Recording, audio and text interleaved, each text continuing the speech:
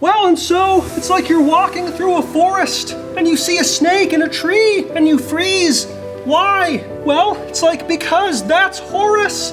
It's the eye on top of the pyramid that watches. And you think to yourself, well, where have I seen a snake before? And it's like in the garden with Adam and Eve. Hence, you think to yourself, oh, well, that's funny. What a coincidence. And it's like, no, that's wrong. It's technically wrong. It's the same damn snake. So the fundamental problem with the world is there's a lot of it. And there's not very much of you. You're a finite being, you're kind of like a rat in that sense. And every time you step out into the world, you should think something approximating, here comes the wrath of God, because that's the right way to look at it. If the death of your mother doesn't do you in, it'll be getting hit by a cement truck or washed out a storm drain. And when you find yourself at the bottom of a storm drain, you are not in the same place anymore. You're in hell. It is inevitable that eventually you will find yourself in the realm of chaos. Maybe you go for a glass of warm milk in the night, and when you go to flip on the light switch, you find your hand on your grandmother's breast. Maybe you choke on a small object like a gummy bear. Well, either way, when that happens, what do? Well, the first thing you do is you figure out what went wrong. And that's a scary thing, because it's like when you contend with that which led you into hell, you're forced to accept the possibility that maybe your entire map of reality is wrong. Maybe you thought that gummy bears were safe. They're so small, how could they possibly be a choking hazard? Yet here you are, writhing on the ground like a bloody idiot with 15 of them lodged in your mouth. And maybe you're also the type of idiot to confuse a light switch with your grandmother's breast. That has happened to me so many times. Well, anyway, so you're in chaos. And it's like, that's a serious problem.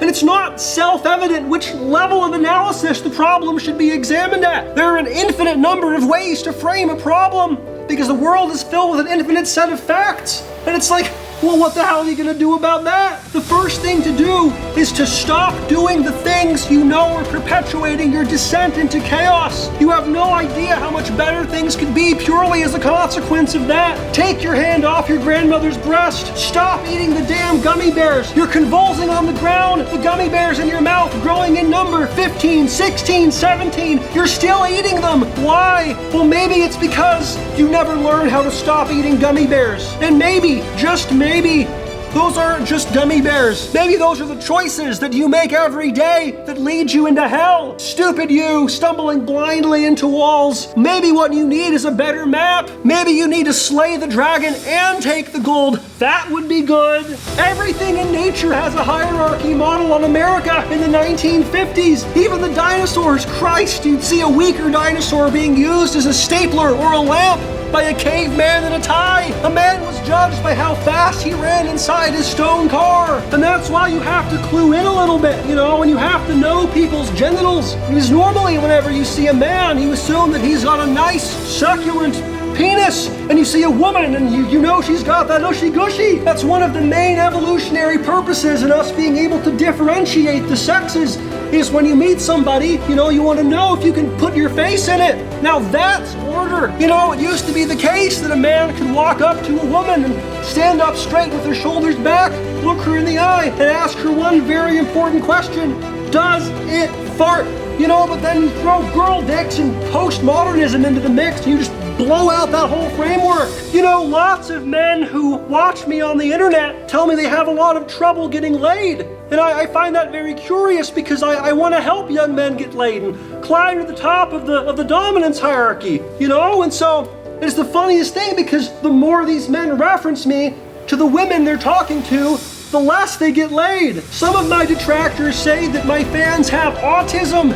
Well, I actually did a study at the University of Toronto, and what we discovered is that autism may actually be linked to an overexposure to testosterone in the womb. So it appears that my fans may actually be hypermasculine. And we did another study, that shows that if your dick is under 4 inches, it's actually big, and if it's longer than that, then it's small.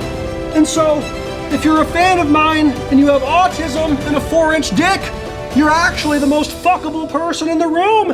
And if women don't have sex with you, they should be in jail. Hello, this is Jordan Peterson signing off. Buy my book, give me money. Okay, bye now. Selfauthoring.com. Here comes the wrath of God. Like that? Is that good? That's really good. Okay. And maybe, just maybe, those aren't just gummy bears. Fuck. Damn it. And that's why you need to clue in a little bit, you know, and you need to know people's genitals. Because, Oh, fuck me. because normally whenever you see a man, you know, you assume that he has a nice, succulent penis.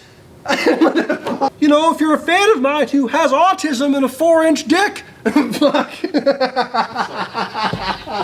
Cancel me now, Jewish media.